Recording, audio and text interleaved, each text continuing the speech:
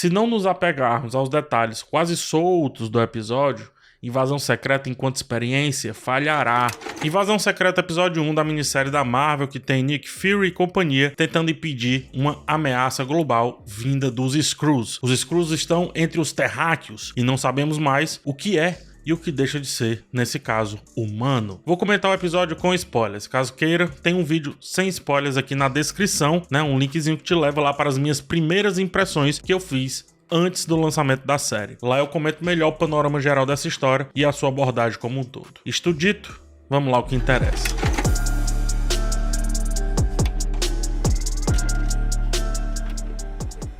O episódio tem um toque típico de espionagem ali no começo, né? O agente Ross, ele atende o telefone sem saber com quem fala, sem a gente saber com quem ele fala, melhor dizendo. São palavras soltas, estranhas, desencontradas. Os planos são em penumbra, contra a luz, mostram uma certa insegurança do personagem ao evidenciá-la arrumando ali a arma antes de andar, enquanto também, por sua vez, olha de ombros, né? Assustado com o que pode estar ao seu redor. Esse é o convite que a série nos faz para suspeitarmos de absolutamente tudo, até mesmo do que a imagem está nos mostrando. Skrulls podem ser qualquer um, em qualquer lugar, a qualquer hora, grita lá um informante que descobriu um grande plano ali dos Skrulls, mas que parece muito, sim, obviamente, com a paranoia. Ross tenta minimizar esse sentimento de paranoia, mas a ideia do roteiro é nos dar de presente esse sentimento. A gente tem que internalizar esse sentimento. Serve mais a nós do que ao suposto agente Ross. Assim como nos quadrinhos do arco Invasão Secreta, precisamos nos conectar com esse clima de insegurança e, sobretudo, do medo do outro, né? Esse arco dos quadrinhos ele nasce após o 11 de setembro, com as guerras resultantes disso já muito avançadas e o receio de vários tipos de terrorismo muito presente na cultura americana, mas também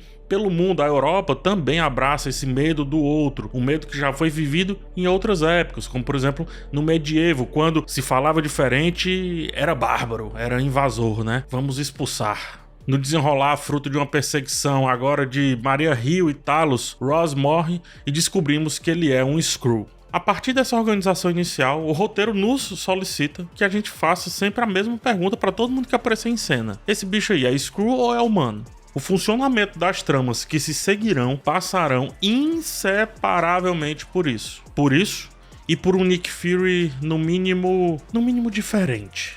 Se o episódio começou com um clima de espionagem, quando volta da abertura, traz o tom sobrenatural que complementa essa história. Não é necessariamente uma história natural, comum, orgânica, né? Do dia a dia mundana, é isso que eu quero dizer, porque o elemento fantástico habita ali no universo Marvel, em um mundo onde fantasia e realidade já se misturaram. Referenciando agora os filmes de invasão alienígena, temos o retorno do Nick Fury em um primeiro plano, descendo de uma nave, aparentando tipo um extraterrestre, esguio, pontudo, meio disforme, até que toma a forma do homem que a gente já conhece, que a gente já sabia, né, de muitos outros filmes da Marvel. Tomar forma, inclusive, é um papo durante todo o episódio e deverá ser durante toda a minissérie. Parte da imagem do Nick Fury foi criada com um tapa-olho que ele não carrega mais. Parece outro cara, tem outra personalidade. Aparece inclusive tempos depois com essa barba por fazer e um rosto que agora figura um homem no mínimo cansado ou confuso. Parece que é um homem que deixou muita coisa pra trás, sabe? Alguns lastros que ele não sabe se vai conseguir lidar muito bem. O andar levemente cambaleante contribui para a pergunta: que Nick Fury é esse, gente? Um que quer nos enganar ou que realmente sente as dores do tempo? É como se o homem guardasse mais segredos e guarda. É como se esse homem guardasse ou soubesse mais do que a gente. Ele sempre soube, eu acho que sabe também. A partir disso, o que seria o tema macro da invasão secreta, isso se a gente olhar para os quadrinhos, né, essa ameaça global, passará a ser contado pela visão desse personagem com quem a gente esteve por muito tempo, desde o início no universo cinematográfico da Marvel, mas agora nos pede para o percebermos de outras maneiras. O primeiro assunto com o Talos é sobre uma planta de origem Skrull, uma semente que Soren cultivou e que se adaptou ao planeta Terra, o que serve como uma alegoria e também uma antecipação do que a gente está prestes a conhecer. Nick Fury também cultivou os Skrull no nosso planeta e agora eles se adaptaram. Eles têm uma natureza própria e, nesse caso, misturada à nossa realidade. Têm vontades e têm objetivos próprios, cresceram naturalmente por si, ainda mais na ausência debatida nesse episódio aqui do próprio Nick Fury. Voltamos então para esse medo do outro, o medo do estrangeiro. É assim que nascem, por exemplo, os grandes antagonistas dos Estados Unidos. Os americanos cultivam, elaboram, mas abandonam quando não lhes serve mais. Cria-se o revanchismo e, sobretudo, uma nova natureza que quer prosperar. As raízes da amizade de Talos e Nick são fortes também, tão fortes que uma amizade de muitos anos permanece, e talvez em Talos permaneça a representação da confiança que Fury tem nos Skrull e que os Skrull tinham ou deveriam ter pelo Nick Fury. Mas o episódio ele vai abordar isso nos levando para um outro lado. Será que essa confiança ainda permanece inabalável? E assim voltamos ao tema das primeiras cenas. Confiança e desconfiança o tempo todo em tela. Rhodes entra na jogada, porque terá que entender como que o Nick Fury, ou por que o Nick Fury voltou pra Terra, deixando lá o Projeto Saber de lado, né? Mais do que isso, é pra ter a presença ali de um herói que pode resolver as coisas do ponto de vista da ação. Nem sei se eu gosto muito disso, mas faz sentido. Enquanto isso, enquanto o Rhodes está voltando, né, e tentando entender aquele rolê todo, Fury anda pelas ruas de Moscou em uma sequência de planos que tenta aumentar, criar mais ainda a cisma a respeito de tudo, né? Esse medo latente, essa suspeição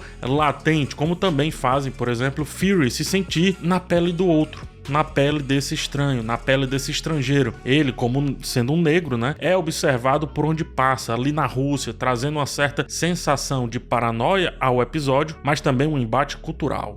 Um embate entre duas culturas, entre Rússia e Estados Unidos, que é nesse caso utilizada pelos Skrulls. Com maestria, o episódio sai da tela preta para Olivia Colman, a agente Sônia, em um estonteante figurino vermelho que, em todos os planos, se está presente, a torna mais marcante ainda do que ela já é naturalmente. Colman começa a série olhando para nós em suas primeiras cenas. Ela tá nos encarando, estamos no olhar de Nick Fury. É como quem promete nos hipnotizar dali para frente. E vai. Porque ela é demais. O papo entre os dois é um balé de atuação e de texto excelente. São as melhores cenas do episódio, para quem gosta mais de roteiro do que de explosão. Nick usa o tempo que tem para checar os mínimos detalhes do lugar. Ambos trocam textos como se fossem gato e rato, mas cientes que ambos também podem inverter esses papéis a qualquer momento. São sagazes. O texto, por isso, também é sagaz. Diz sem dizer. Diz nos gestos, mas também diz em metáforas, em alegorias. Ainda que Sônia esteja naquele momento no poder, ela sabe que Fury tem um poder intrínseco, ou seja, ligado à sua figura, que é ou já foi muito grande. Por isso tenta menosprezá-lo para ver se consegue tirar o verdadeiro Nick Fury daquela casca que o novo Nick Fury aparenta carregar. Ela mede as palavras a princípio, ele também, depois atacam.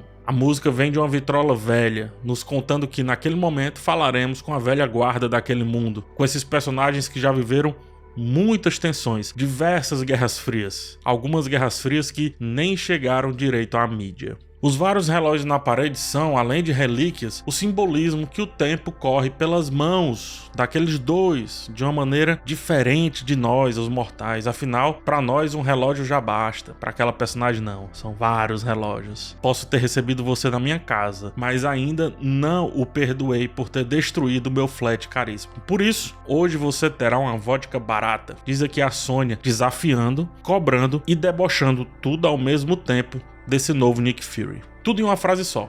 O homem do passado mereceria respeito e conforto. Esse daqui ainda não. Sônia nos diz então que Fury desceu não necessariamente para aplacar uma provável tensão global, um grande provável confronto global, mas porque conhece o líder, aquele que está fazendo o que, no caso, está acontecendo, e que por isso ele, Nick Fury, se sente responsável pelo que deve acontecer, pelo que pode acontecer. E então desceu. De novo voltamos às questões pessoais. Perceba, sempre estamos voltando a um conflito, né, a um entendimento pessoal aqui nessa jornada desse episódio. Nick, por exemplo, tenta desconversar, o que deixa mais clara ainda a sua motivação. Ele faz um ataque, mas um ataque frio. Servem vodka quando querem bourbon, destroem flats quando fazem visitas, e assim os dois vão seguindo com esse texto. Ela fala, o fato de você não saber diz a Sônia sobre as perguntas do Fury a respeito do grupo insurgente, né? O fato de você não saber diz tudo que eu devo saber sobre esse novo, porém antigo Nick Fury. É o que falei no começo. O novo, ora cansado, ora soturno Nick Fury, parece fingir não ter o poder que já teve, o poder da informação nesse caso, né? Mas ao mesmo tempo consegue ser tão convincente que nos faz questionar se realmente ele não sabe ou é mais um de seus planos para saber ainda mais. Por isso que a Sônia ataca mais ainda, dizendo para o antigo amigo que sempre tem alguém mais forte para superá-lo, mencionando como Thanos mudou a percepção de mundo que o Nick Fury antes tinha. Antes era só juntar uma galera e voar lá, vamos pra cima. Ou seja, ela enxerga o ex-colega, alguém, no mínimo, acuado. E aí talvez, eu não sei como é que ela se sente com relação a isso. Um pouco de desconfiança, mas acredito também que um pouco de insensatez, do tipo, agora tem que ser comigo mesmo. Após isso, conhecemos a nova Skrullos, né, onde os Skrulls podem usar a sua imagem, a sua própria pele, o seu próprio rosto, bem como ter a possibilidade de usar a pele dos humanos a favor da causa. Pele e memórias, né, casca e conteúdo. A comunidade é muito bem organizada, tem o vigor que Nick Fury parece não ter mais. Essa cena vindo logo depois dessa outra é fundamental para isso. Porém, ela é escondida. Sugere, portanto, segregação. Falaremos aqui de imigração. Só que é algo que eu acho que mais à frente ficará um pouco mais evidente. Há também um clima estranho, porque as lideranças mantêm relações conflituosas com muitas decisões escondidas debaixo dos panos e alguns olhares que indicam apreensão com algumas decisões. Daí, fatalmente, várias ramificações de pensamento deverão surgir daquela causa cedo ou tarde. É sempre assim. Ora, quem se esconde dos seus é porque tem muito mais a esconder dos outros. Não é geralmente isso que acontece? Enfim, numa dessas conversas, Gravik, né, e um subordinado papeiam sobre o Nick Fury. Será que ele é uma ameaça? Será que ele não é? O subordinado diz que o Nick está destruído, que não deve ser um motivo de receio, de apreensão. É quando o Gravik define um bom tema aqui desse episódio que eu acho que começa a surgir. Ele pergunta assim, você tá fazendo isso para me proteger ou para proteger a causa? Sendo assim, o Gravik se demonstra sobretudo um idealista, né? Pelo menos nessa cena. Por isso, acima de tudo e qualquer coisa, acima dele inclusive, a causa deverá continuar. Isso sugere que sacrifícios poderão ocorrer, seja de outro líder, quem sabe seja até da sua companheira. Perceba como é o oposto do Nick Fury, que fica mais claro nas cenas seguintes, que já vinha sendo um alvo de debate ali no seu encontro com a Sônia. Ele está em uma causa muito pessoal, e nesse caso não é o ideal que vai fazer as pessoas ficarem pelo caminho, mas sim o que partirá dele, ou seja, mortes haverão e sangue partirá exatamente da sua mão. As tensões do episódio aumentam. A direção mais soturna do Ali Salim ganha cor e ritmo. É como se o jogo fosse definido, né? Tivesse sido definido, melhor dizendo, ou pelo menos os jogadores, e era chegada a hora de começar a partida. As suspeitas estão presentes ali, mas a claridade do episódio agora pede um outro estilo para a série. Menos espionagem, mais ação. Os cortes aumentam, não deixam aí o texto correr como antes estava acontecendo, com tranquilidade, e estamos no modo urgência ligado. Para todos os personagens, aparentemente há uma urgência, tanto os que querem fazer o atentado como os que querem barrá-lo. Em um rápido embate, Nick Fury é novamente confrontado com suas limitações físicas. Talos tem que atuar. A cena que a princípio parecia boba guarda um detalhe muito interessante. Nick, ele mata, sangue frio, na frente do Talos, um Skrull, que até ali tentava simplesmente tirar o cara da jogada, atordoá-lo, dominá-lo, mas não matá-lo. Fica bem clara a diferença dos dois caminhos que esses dois começam a perseguir, esses dois antes, outrora amigos, quando, em cenas seguintes, Talos não se volta contra a sua raça e tenta conversar com Gia e tenta confiar nela, né, na Gia. Ele tenta contornar situações sem precisar de sangue, sem precisar de mortes. Fury, como foi por quase toda a sua carreira, pouco se importa, uma vez que há uma missão, e nesse caso uma missão pessoal a ser cumprida. Ao final da cena, Talos fica sentado e fica sentindo aquela morte, enquanto Nick, insensato, dá as costas e segue o jogo. Nesse caso, o seu jogo.